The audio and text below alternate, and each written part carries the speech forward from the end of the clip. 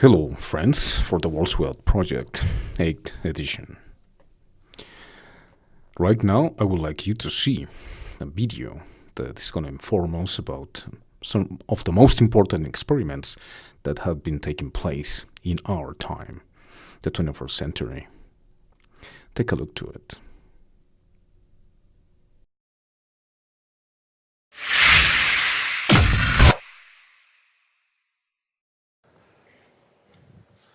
They just told me back there that apparently there's a golden rule in book publishing that says that with every formula you show, you lose half of your audience.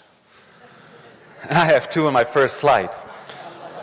But I only want to show you these formulas to illustrate that with just a few symbols like F equals M times A, we can describe a wealth of phenomena. You know, from the Earth, around the sun, from a ball game, from your bike ride, everything. Or if you're a communication person, you may like Maxwell's equation. Everything we do with our radio or mobile phone communication, or actually the fact that we see each other, is all described by this very simple Maxwell equation that you see here. It's so simple. It describes basically these two equations, describe basically everything in our daily life. But there's more. Besides our classical world, there's also a quantum mechanical world. And this is the world of atoms, molecules, the very small particles. And again, we have a very simple looking equation. It has a Greek symbol in it. That makes it a little bit obscure. But otherwise, it's fairly short. And please be impressed that this equation, the Schrödinger equation, describes all of chemistry. So in some sense, because our bodies are big chemical factories with all the atoms held together by quantum mechanical glue, our existence is thanks to quantum mechanics.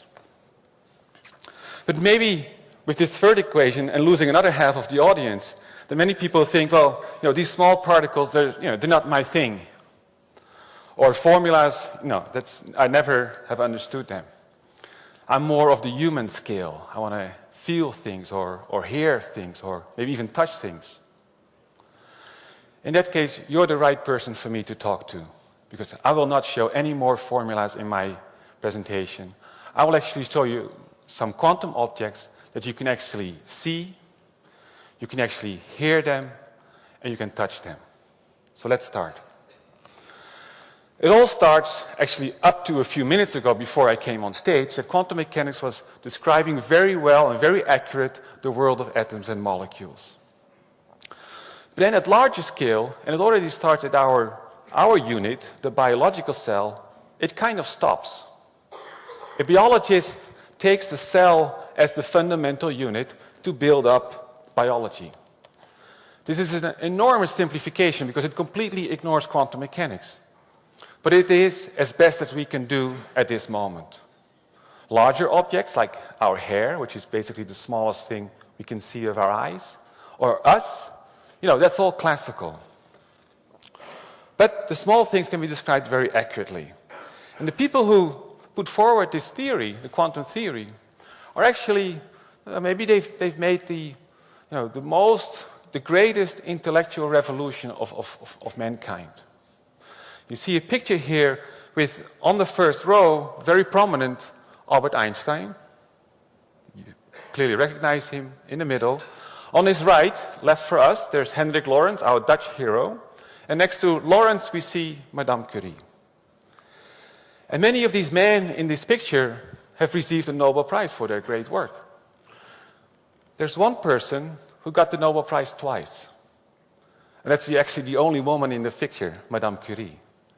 So apparently it's true what they say, that women have to perform twice as good in order to be part of the gang. She did it. So, this is 100 years ago. What's new? Well, present-day geniuses look like this. This is a group of brilliant people that form our group at the TU Delft. But again, they are at the verge of a new quantum era. We are no longer studying atoms and molecules as given by nature.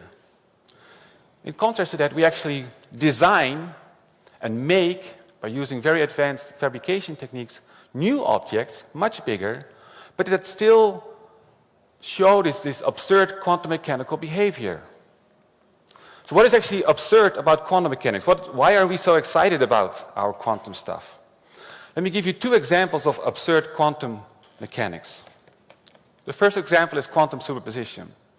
Let's take a particle, like an electron or something, and bring it into a ring structure.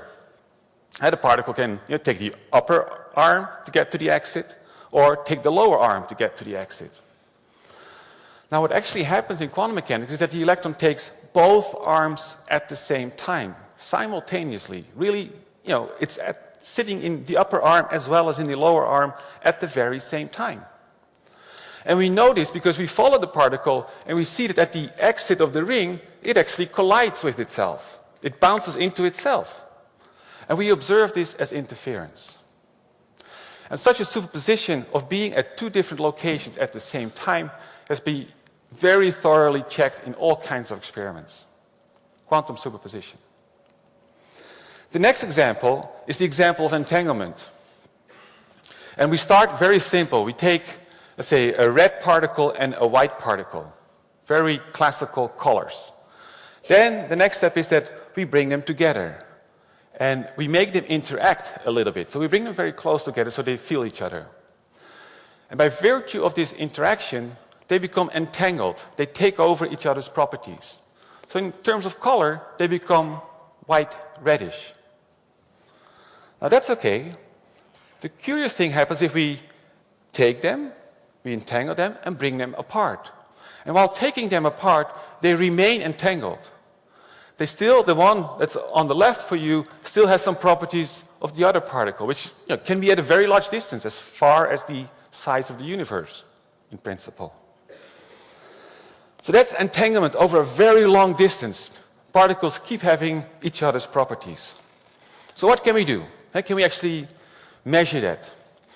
Well, the problem is that if we measure it, we have a classical, let's say, color measurement apparatus. And the color measurement apparatus is a classical thing, so it can only give classical answers. So it says, let's say, red or white. So if I say, well, particle on the left, what is actually your color? And I measure it. It says, for instance, red. But maybe you notice that the particle on the right, at the same moment, became white. And let's check it again. I measure the left particle, and the one on the right immediately becomes white. And that's because color is a conserved quantity in the universe. So if something completely turns red, there's something else where it used to be entangled with is completely turning white. And this action over a large distance, and remember, it can be the size of the universe, these particles can be apart, takes place instantaneous. Let me put it there. A measurement of the color on the left particle immediately changes also the color that's far away. And so if I do something here, and at the same time I change something there, without any signals traveling over to actually say, well, you just go there. There's nothing in between. Much faster than the speed of light. So this is a prediction from quantum theory. And one guy, Einstein, said, that must be wrong. Any theory that predicts spooky action on a distance, do something here, change something there, that's a prediction that tells that the theory is wrong. It doesn't say it's possible, it tells the theory is wrong. Luckily, we also have other heroes in physics, and this is a theoretical physicist called Richard Feynman. And he said, let's not be bothered with all these philosophical, consequences of our theory. Let's calculate and see what happens. Now here at the Delft University of Technology, we educate engineers, actually guys like me. And our approach is that we feel challenged. We say, okay, let's do it. So what do? We take these two particles, we bring them far apart, and we make it a bit more complicated. We bring in a third particle, a green one. The green one we bring to the left one, and we make these two interact. I'm going to give them some interaction, but view the graph carefully. You see that at the same moment, when these two interact and share some color, also the particle on the right, which was still entangled with the first one, also becomes green a little bit. Now next is that I ask for color. Hey, left particles, I do a color measurement. And they, for instance, turn white-reddish. At the same time, the one on the right becomes green. So look what I've done effectively. Let's start again. I bring in the green particle, they entangle. They're also entangled with the one on the right. And I click once more, and the one on the right is now green. I have teleported the green particle from the left universe to the right universe over a long distance, instantaneously. So this teleportation is what we call, let's say, absurd or strange or very odd. But we can do it, and we actually do it. And actually, we do this in the lab, and we've actually done it so many times that we actually made a student-proof setup.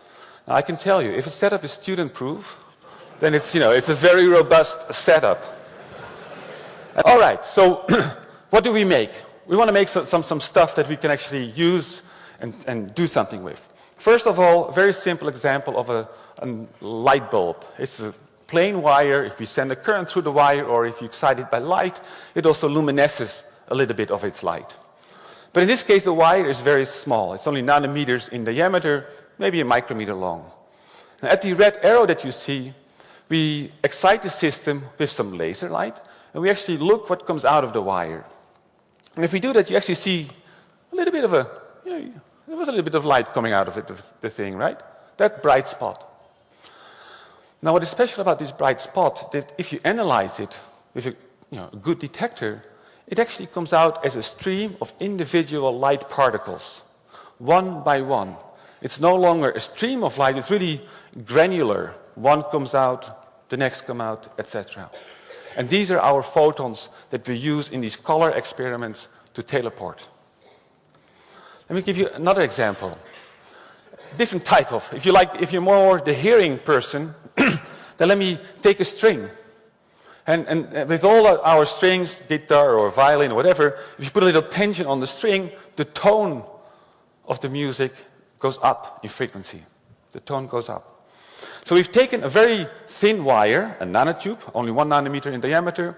We suspend it over a trench. We clamp it very tightly at 2 contacts. And we excite the nanotube with an electric pulse. It starts to vibrate, and we hear the tone. Now, what is special about this particular vibration is that it's very small, so it's also very sensitive. So if we add 1 electron, 1 quantization of electrical charge to this nanotube, there's a little bit of extra tension into the nanotube that changes the tone a little bit. Let me hear you the sound of electrons.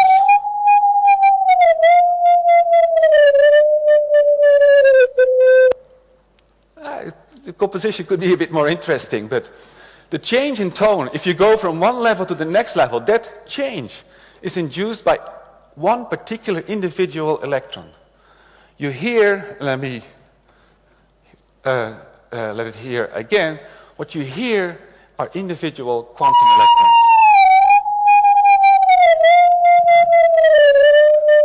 It's coming to our lives, and they become audible. Now let me give you the most recent example that comes straight from the lab of my colleague Leonardo Di Carlo. And actually, I need to do something for this. Because we have, the Di Carlo lab actually made a box. You see the box already on the picture on the upper right, with a few coaxial connectors to it. And if I get my gloves on, you will actually let me touch the box. All right. And the box is big. I can hold it in my hands.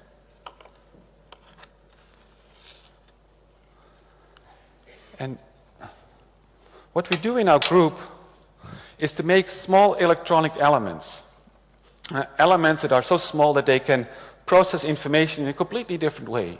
Instead of having bits of 0 and 1s, we want to make superpositions of bits. A superposition of being 0 and 1 at the very same time. But we want to make them on an electronic circuit. And what Leo Di Carlo has done is make 3 qubits. I'm going to zoom in a little bit in a few seconds, but you already see the box with 3 qubits in it. And these 3 qubits, they can be put in a superposition or be entangled together in any arbitrary way that we wish. Now, let me see if the camera can actually show you the qubits. There must be more zoom. So this is my finger. So this is the size of the system. And you can, I hope you can see that there are 3 black spots on this quartz plate. And these 3 black spots are about 1 centimeter away from each other. And these are our qubits. The qubits which are in a quantum superposition, and we can entangle different qubits together. So we're now on a chip of centimeter size. So the distance between the different qubits is about 1 centimeter, and we can perform all this quantum absurdness on this chip at a visible length scale. All right, so you've seen it. Now, of course, it only works if the details are fabricated very, precisely, and the details are nanometer scale. And so it's not just that every centimeter object starts to behave quantum mechanical. No, you really have to engineer it very precise up down to the nanometer scale. That's the picture that you see right here. Okay, let me zoom out a little bit. What are we trying to do here? Well, we actually want to make quantum mechanical systems and use the richness of quantum systems, like the extra possibilities of being in superpositions and having very fast teleportation over long distances, also in technology. Can we make applications that are much more efficient than we have today? And particularly, because we're in the quantum information business, we want to extend the quantum, the level of quantum from the atom to a transistor. That is already the case. That's working very well. But we want to bring it even up to a higher level of complexity, that a complete electronic circuit behaves quantum mechanical. And it would win so much in efficiency, you would not believe it. And that would also make our gadgets a lot faster. Now, only a few years ago, people also in our field were saying that that's not going to happen. That's inherently impossible with quantum mechanics, to bring them up to a larger scale of size and complexity. But with the progress of the last few years, I can really say here, actually I'm saying it for the first time in public, this clear, that it will come. Yes, we will be able to make quantum circuits, and a quantum computer will only take maybe a decade later or so. All right, let me conclude here with a take-home message. I started with some equations, including one for quantum mechanics. But there's one message, that up to a couple of minutes ago, quantum was only restricted to the small objects, but from now on, it has arrived to the human scale. And we can see it, we can hear it, and we can touch it. Thank you very much, and have a great day.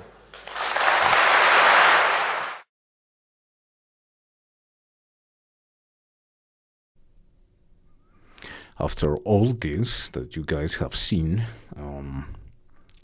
one has to question itself. I questioned myself about this. I said, okay, talking about teleportation, how particles can teleport from one side to of the universe to the other. And we have seen, according to the latest events, for the last 70 years, if you just notice, for example, the testimonies of the national defense ministers or ex-ministers, for example, Nick Pope, very famous because of the History Channel.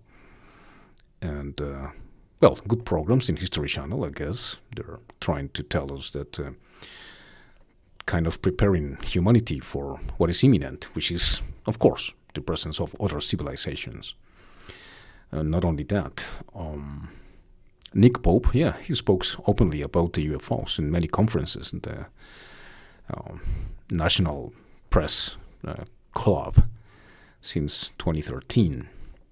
Paul Haler, also defense minister for Canada, has explained himself about these matters. I suggest you to watch his last video last year, 2015 or 2016, speaking about these matters too, regarding the National Press Conference on unidentified flying objects. I prefer to call them foreign intelligent controlled vessels or intelligent controlled vessels, CIVs, ICVs.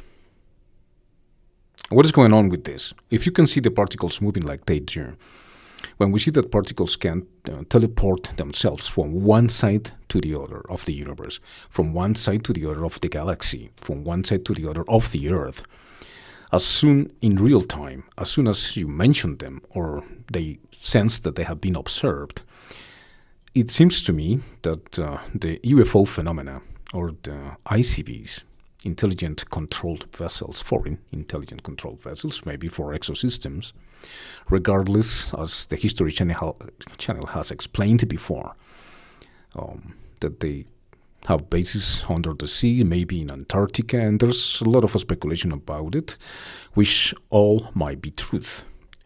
We're going to find soon enough about these matters. The point I'm trying to make here, I'm making here today, is exactly that these vessels are familiarized with teleportation.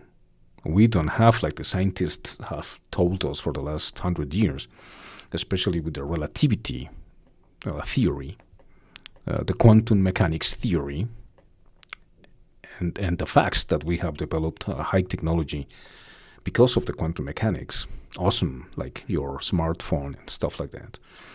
In the last 25 years, at high speed, technology is updating itself every 4 months nowadays, which is amazing. Well, they tell us that these other civilizations control easily this kind of technology that we just recently have discovered, especially if we can add sound to the particles. As you saw, we can say that it's maybe, not even 10 centimeters. When Dr. Leo Copenhagen, as he explained in the video, we can take this a different level.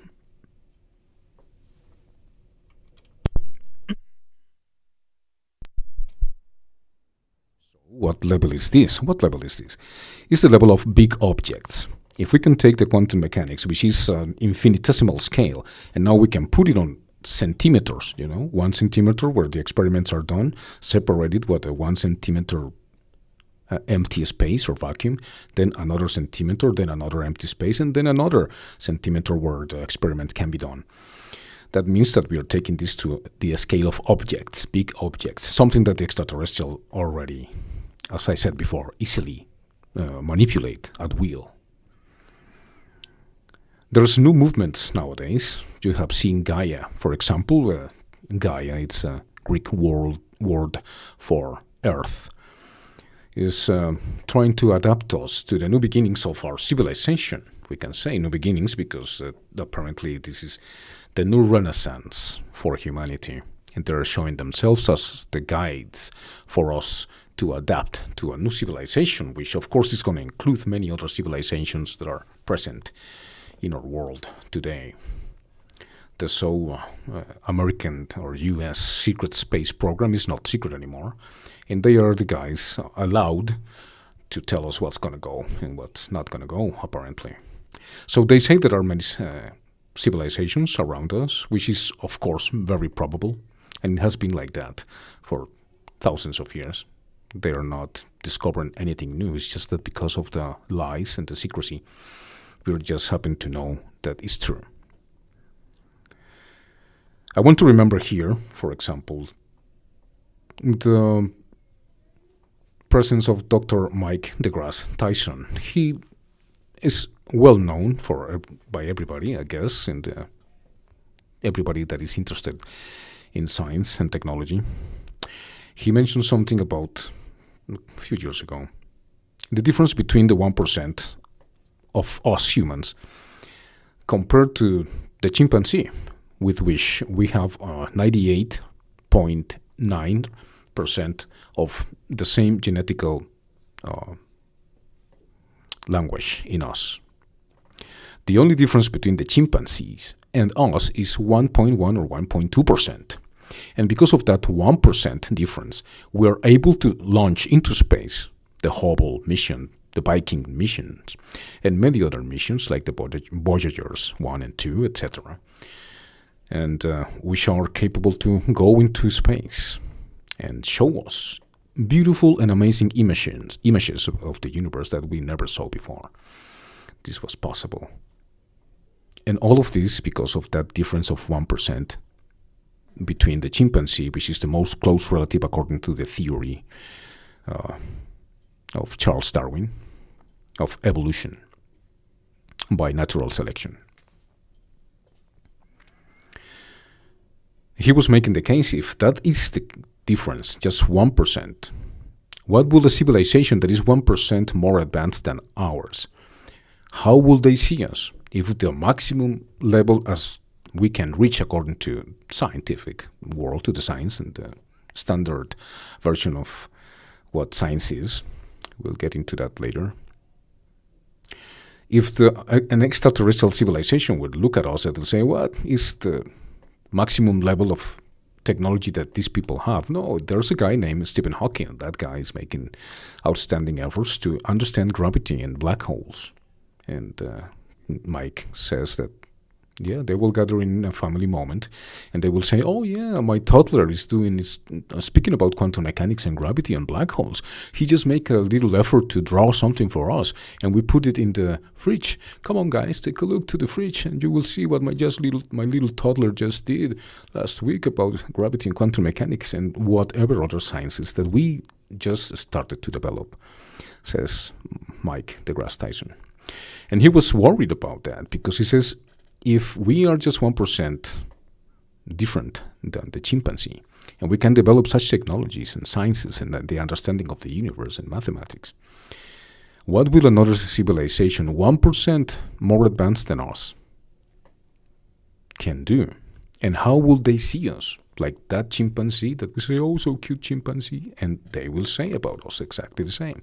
Look at that guy, Stephen Hawking and all those guys talking about space travel and quantum mechanics and gravity and black holes. Oh yeah, so beautiful. There he ends. And yeah, it's pretty worrisome. It's terrifying. Because if there's a civilization that sees us like a chimpanzee, but it doesn't have 1, but maybe 2, or maybe 5, or 10%, or who knows what will be the percentage in advance as consciousness, as technology, in consciousness, what will they think of us? Apparently, these contacts have already begun 70 years ago. There's many writers that have spoken about that. Richard Nolan and many others. As you can see the National Press Conference or National Press Club. There's many scientists talking about this disclosure, for example, by Stephen Greer, Dr. Stephen Greer, and now Gaia with David Wilcock and his friend, and biocentrism, and Gaia are the new sciences that are about to become, why not, new religions. Yes, I believe it's important for us here in the World's Wealth Project to understand what is the difference between these new concepts that have become so popular nowadays. And they have many followers nowadays. It's like these new products that are announced in the US and Europe. They sell a lot of product, and there's people going from city to city explaining how the marvels of these new products go out and how they are going to transform their lives, and people start consuming these kind of products. That's kind of the same situation happening here. And I think it's important. I'm not against these kind of situations and explanations about the universe and other species and us. I think it's important that this disclosure and this awakening, as Linda Moulton Howe has said in her last conference in England, I believe it was, Manchester too, in 2017, in the beginning of 2017, it's important for us, our civilization, to understand these matters, which are very important now that we are passing to a new era of understanding about ourselves and as a civilization. The vast majority of us don't are not familiar with this, especially in third world countries. But Europe and United States, especially where these movements begin, it's a stronghold for these kind of new movements. Biocentrism, for example, is a new way, according to Dr. Robert Lanza, for us to understand ourselves and our place in the universe. What is this place in the universe that Mr. Lanza is talking about? He says that death is an illusion, that there is some kind of particle within us that creates consciousness, that gives us the ability to understand the universe, to explain and understand mathematics in order for us to develop technology and, of course, launch missions into space and explore and understand our position, and, of course, to conquer other worlds in order for us to survive, because we are killing our own planet. So we are devastating our planet with our policies and behavior. So the only way for humans is to go away to other systems, solar systems, to survive. But biocentrism is explaining that that particle within us that we call consciousness is nothing but the process of brain interactions and synapses that we can understand, that we can measure, that we can quantify, so that we have nothing to worry about. We can be ourselves, love ourselves, and be whoever we want, which is okay. Nothing wrong with that. Make as much money as we can, because that's important. Without money, you cannot survive in this world. And money has become the only value, and always has been, the only value for us to value ourselves. It's redundant, but it's the truth. We believe that the people that have a lot of money are the most important people in the world, and we value ourselves according to this unit of measurement, money. But Mr. Lanza is not saying about that. He's just speaking about that particle of consciousness that we have within ourselves that is going to permit us to go through life after death, after we leave behind this corpse that we call body, and transcend to a different plane of existence, which makes total sense. No doubt about that. Apparently, there's no moral responsibility for any of us. You have done whatever you have done. I see the powers that be controlling the world and the way they do it, with misinformation, with the lies they tell on the mass media all around the world, and why the people around the world, like has been proven by Scotland, by Brexit, by Italy, now that Matteo Renzi lost the referendum in December last year. And now with elections in France, the extreme right didn't win. And there's elections in Holland, there's elections in Germany this year.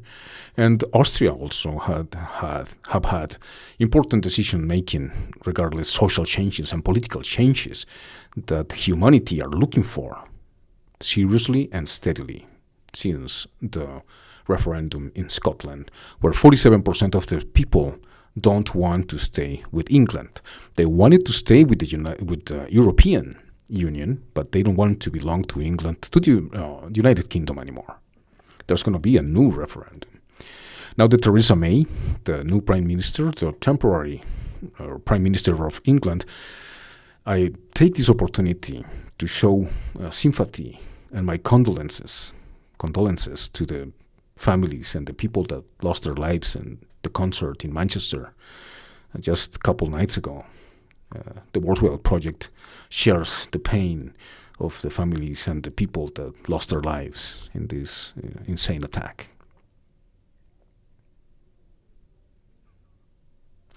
Yes, but when we see that people are changing all around the world, in matters of politics, in matters of social changes, something that began since 2013 in Spain when 60 cities went out to protest about austerity policies. It's just the beginning of all these issues that the World Wide Project is presenting to you today, for you today. So the changes are not only in policy, not only in social issues, but also in consciousness, my friends. So it's very important for us to analyze these matters. And as a project that is a citizens project, because this is a citizens project, the World Wide Project has to mention these matters in order for us to understand where is it that we're going if Dr. Robert Lanza and this new project Gaia with David Wilcock and friends have become kind of the new religion for the 21st century. Apparently, as David Wilcock and friends have been mentioning in the conferences in 2017, there's more than 900 species. Apparently, there are species in the moon, there are species in Mars, there are species in other places in the solar system, which is very interesting to know. It was about time that somebody spoke about these matters freely. But of course, this has to be authorized by the so-said secret space, United States secret space program. Otherwise, they would have been killed, like many martyrs were killed when they mentioned something about abductions. Or new sources of energy in the past, yes. Or arrested and their equipment seized and destroyed. There's many cases about that. Dr. Eugene Malov and many others that I mentioned in my book, In Gold We Trust, Our Path to Eternity, which I suggest you to get from Amazon Books. So, if we are in this kind of changes, social, political, of consciousness, and to transcend this mortal body of ours, that means that we're leaving behind something we used to know like God. Many people are speaking about the post-Christian era. That means forward. So Christianity is to be picked up and thrown to the garbage can. Because apparently, according to Robert Lanza and their important messages, as well as David Wilcock important messages for humanity, well, when it comes to the nature of the new advances in technology, are leaving behind what we knew for thousands of years to be the only way to understand and transcend the mortality of our species. That is, the Western tradition, the Western biblical tradition. In order for this Friends of the World Wide Project to be taken on account, I want you to be very careful with the decisions you make regarding these matters. It is important for us to hear what these people have to say to us, have to explain to us, because it is very important. They speak about the universe, they speak about other species. But there's no other anthropomorphic figure to us humans, but one that can relate us in the same manner as biocentrism and Gaia is trying to tell the world now in the 21st century. The only problem with this explanation and with this anthropomorphic figure is that we have not have actualizations or updates from this book in 2,000 years. So we consider this to be obsolete. Christianity, in other words, is obsolete for these minds. You don't see the mention of God or Jesus Christ in the Gaia or biocentrism, of course, because they have no place in them. And we have to be open-minded, not only to jump or hastily and criticizing these movements. No, not at all. We have to be open-minded in order to understand them and listen to them. But when I compare, my position here, these movements, reading Dr. Lanza books, hearing his interviews, and his explanations, I still insist on one anthropomorphic figure that explains all for us. And I'm going to give you an example. There is a story that you can find in the Western tradition, very old tradition, that is more than 2,000 years old. And it's about some prophet named Elias. Elias was a prophet that lived centuries before Jesus Christ, the Christian era. And this guy was a guy that performed a lot of issues, miracles, something that we call miracles in the Christian belief, which are not accepted by science. And this guy was doing miracles. He was performing very well. He denounced injustice. He was a guy with character. Whistleblower, we should say, nowadays. Some kind of, I don't know who to compare him with. He was a prophet. So he started denouncing stuff to the kings and the people, and he started not only denouncing, but explaining to the people of Israel what was going to happen, what was the issues that people and politicians and kings should pay attention to. Okay, so he has a collaborator with him, Elisha. Eliseo. And Elisha didn't want him to go anywhere without him. So Elijah said to him, "Hey, Elisha, you don't need to come with me, man. I have a mission to do here. I want to go alone." "No, I swear by your name and by the Lord's name and your name, that I will not let you go alone. It's not necessary for you to come with me." "I don't care, I'm going with." "Okay. Hey, man, you don't need to go with me. I'm going to go to that place, and I have a mission to accomplish there. Some things that I need to do. I swear for the Lord and I swear for you that I won't let you go alone." And he again had to go. But Elias let him, "Okay, come over. Hey, my man, I have to go to Jordan, and I have to..." "No, I won't let you go alone. I swear for the Lord and I swear for you that I will never let you go alone." "Okay, come on. So what is it that you want from me?" asks Elijah to Elisha. "I want a double portion of your spirit," he says. So Elias looked at him. "It's not a little thing what you're asking, Elisha. I'll tell you what." And in that moment he took his cape off, and they needed to cross the river Jordan, so he touches the Jordan River, and the Jordan River opens, just like in the explanation of Exodus with Moses, and it opens up side by side, and they cross, and they keep talking, colloquially. Hey, yeah, whatever, they were talking about their mission, whatever, and the river opens, and once they cross the river closes again, and the stream keeps on going. And the guys keep on talking, and he said, "Okay, if you watch me, if you're present when I be taken, your desire will be granted, your wish will be granted." And they keep on going and speaking, when all of a sudden, an object, it says in the Bible, the book of Kings, 2 Kings, and this object, like a fire chariot, just poses on top of Elias.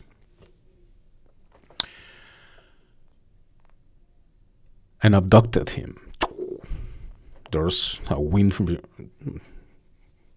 of wind, and takes him up, and he just loses his rope, his cape just went down, and he just was abducted. So what Elisha says is, "Hey, you were like armies for us, Elias. We will never forget you." And he take Elias' cape with him.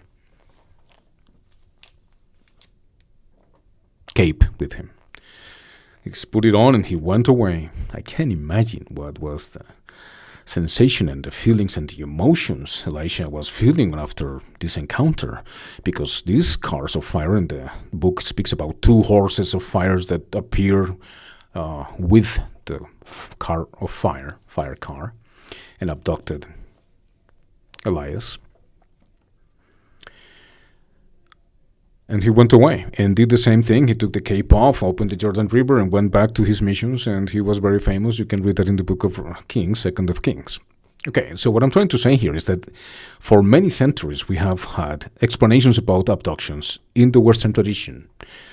Of course not, the Bible is not the only one. I have not read any abductions in the other books, but I have read about wars, and like plenty of you have, I believe, in the Mahabharata and many other books in the Hindu tradition, which is the oldest tradition of all. This is scientists and historians cannot precisely say when the Hindu tradition began. They speak more than 10,000 years. Okay, the point here is the only anthropomorphic figure that we have and we can compare with the new Gaia and the Robert Lanza and the extraterrestrials that are among us, because they're reptilians, they're insectoids, they're tall whites, they're the Greys, etc. Apparently, there's communication and understanding with the Greys since the 50s, when Dwight Eisenhower was president. And he was denied access to Area 51 because the military-industrial complex, and if you remember his farewell speech, it was not about his ways as president, but to denounce publicly that there was people in charge of the government, and he has to set the 1st of Infantry because the military complex was not letting him in to the experiments after Roswell in 1947. So it was in 1950 where, according to Paul Hellyer, Minister of Defense in Canada, ex-Minister of Defense in Canada, well, he said, okay, if you don't let me in, I'm going to take the 1st of Infantry, and I'm going to get inside whether you like it or not. Okay, I'm going to let you in. So that's how Eisenhower came to know about the extraterrestrials intelligence, and the back engineering of this technology start happening. If there's not but one anthropomorphic figure that we can relate to the events that are happening nowadays in our world, that is Jesus Christ.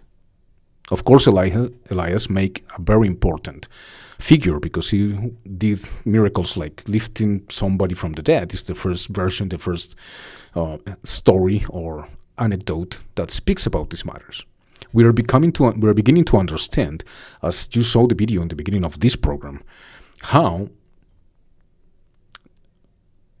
we don't understand many issues that are explained in the Bible or in the Western literature, in the Western tradition, like, for example, the resurrection of Lazarus. The resuscitation, I correct here, the resuscitation of Lazarus. Resurrection is Jesus. Jesus equals resurrection. Lazarus equals resuscitation. But it was mentioned before in the book of Kings, of course, with Elias or Elijah. So when we speak about these matters, it's very important to still relate to Jesus Christ. In my opinion, he has the secrets that we long to hear.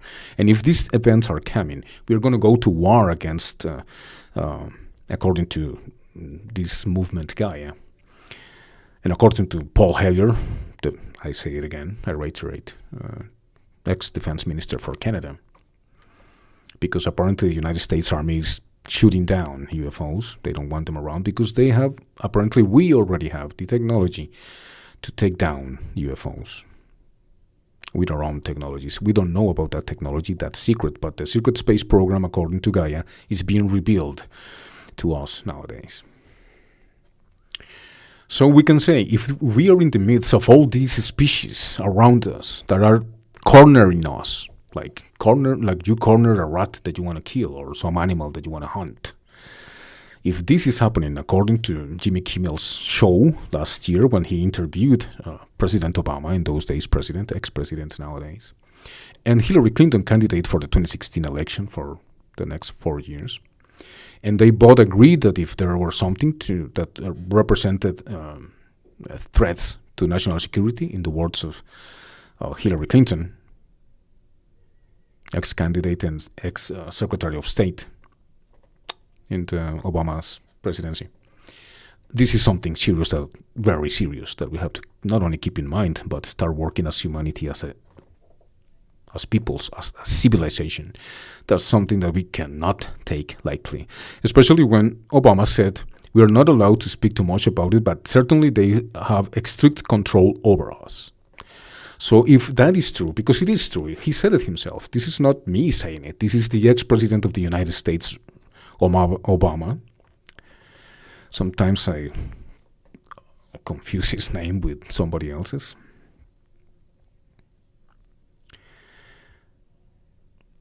This is something very serious. Who's going to help us if we are in the midst and we are being cornered by these civilizations?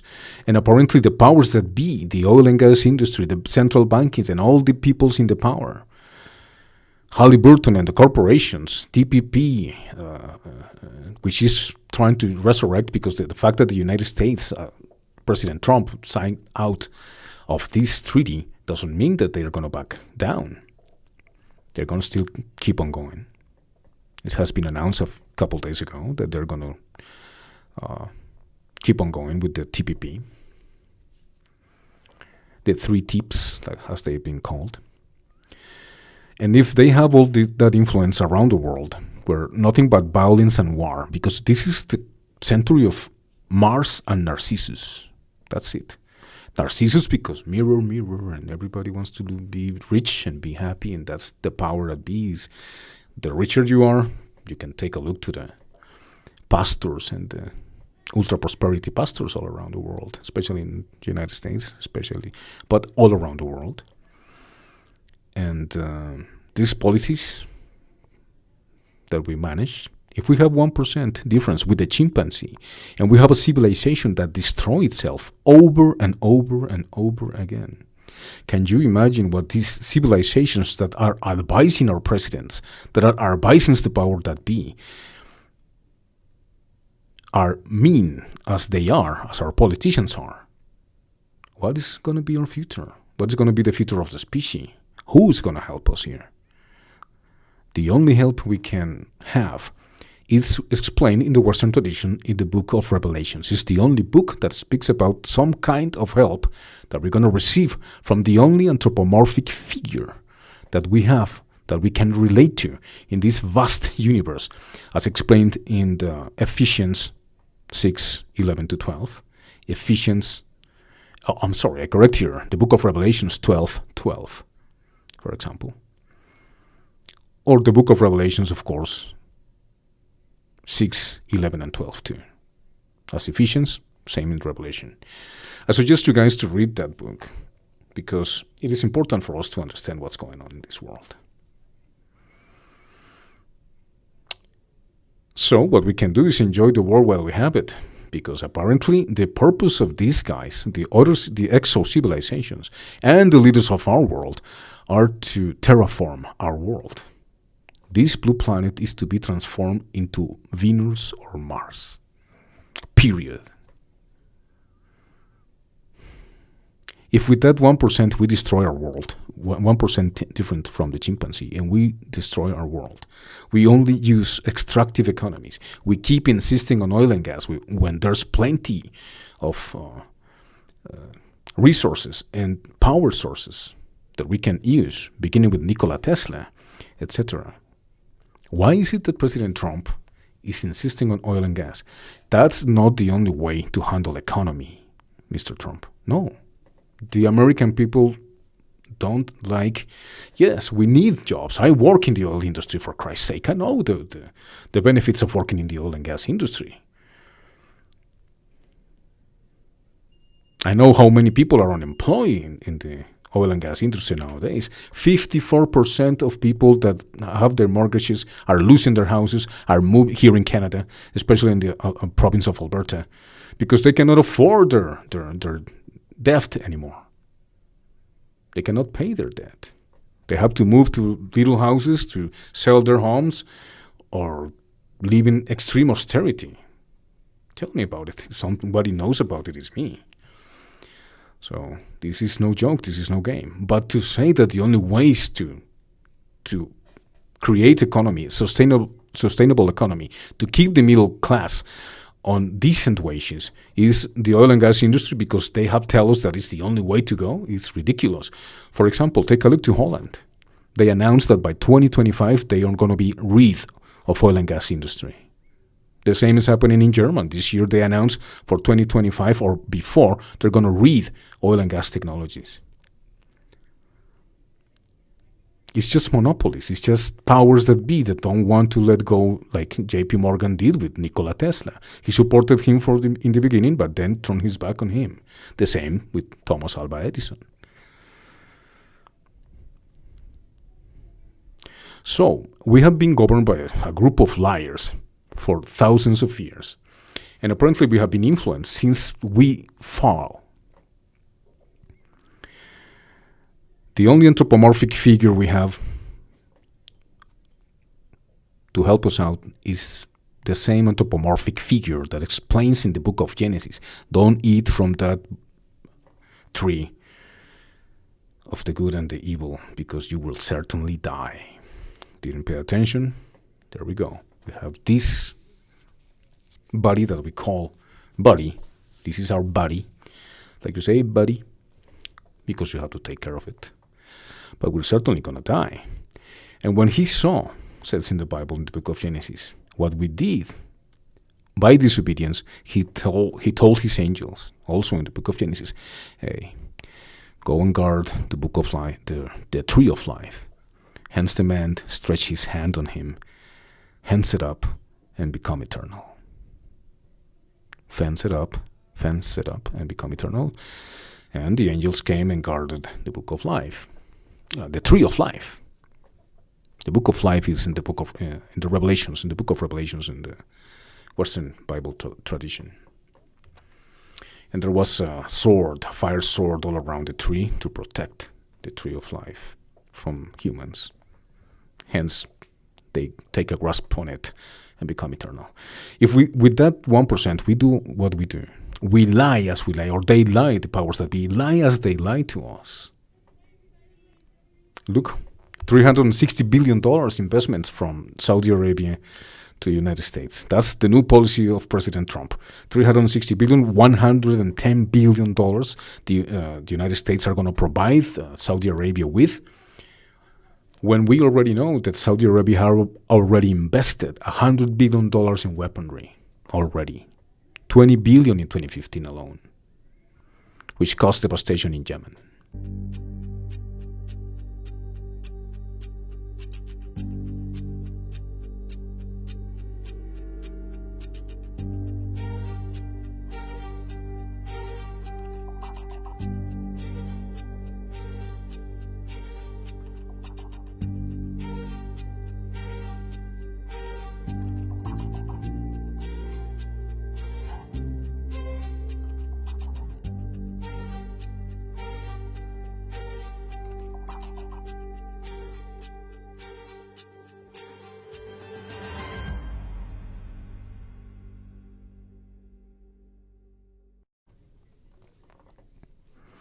Why will Mr. Trump said before there will be more 9/11s, folks? There were going to be way more 9/11s because the powers that be are not interested in peace.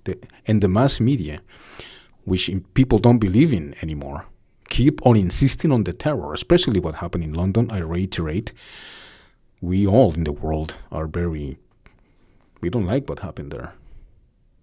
In England, in Manchester, just recently, no way. But this is out of hand and always has been like that. But it's also hopeful for us. Because, why hopeful? Because finally the eschatology is coming to happen. It's coming. The eschatology, which is, what is eschatology? Is the telling of the events of the last times or the end of times. In theology. I'm not a theologist, I'm just a believer which is curious and interested about what's going on in the world and in the universe, of course.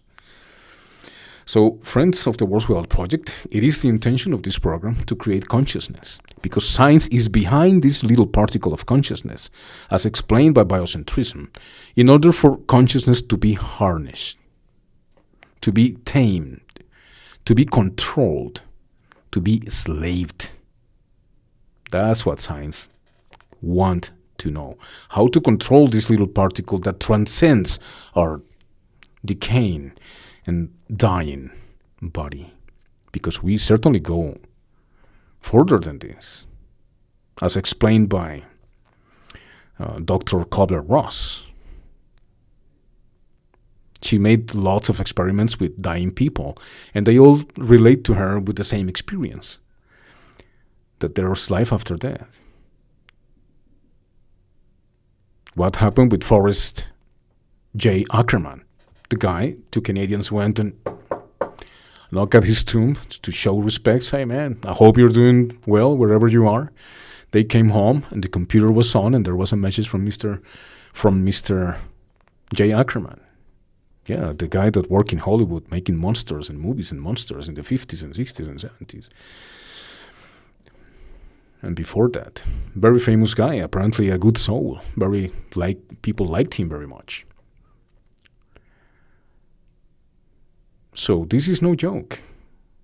Not to mention the experiments that have been done with LSD, with Datura inoxia, etc., that has been proven under laboratory testing that are being used. The psychedelics are being used to treat cancer patients and to treat people in their deathbeds, waiting for the transition from the decaying body to keep on going. So yes, this is very serious business here. Friends of the World's Whale Project. To resume here and to end this program today, I will say that, guys, don't give up on God. Yeah, we have not updates, we have not actualizations on him in the last 2,000 years, but remember, the universe develops itself as it is, and as it should be. So 2,000 years for him might not be too long. For us it is. Every minute counts, of course, because we live in the third dimension, but time and space are important. But life is way more important. And I'm happy that these things are happening because it's the only hope that we have. That anthropomorphic figure that we call Jesus Christ can come over and rescue us, whatever it takes, because of the vicissitudes and the threats we are living with nowadays. All right, I leave you, my friends, with this edition of the World's Whale Project. We said that we were going to talk about God, and yes, I think we at least spoke a little bit about this matter. I hope you have liked this edition of the World's Whale Project, and humbly and respectfully hope for you guys to give it a like and subscribe to the World's Whale Project, for us, for the country, for the world. Hope to see you next time. Bye-bye.